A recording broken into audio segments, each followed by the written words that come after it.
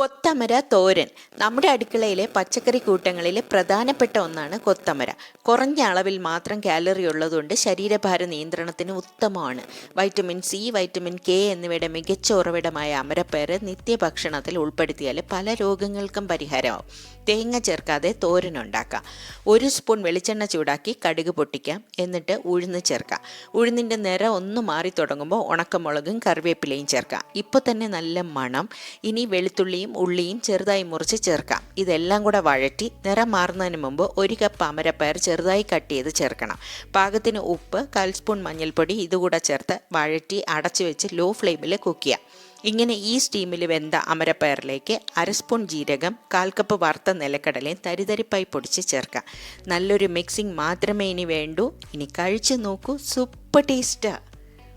പോഷക സമ്പുഷ്ടമായ അമരപ്പയർ രുചിയിലും മുന്നിലാണ്.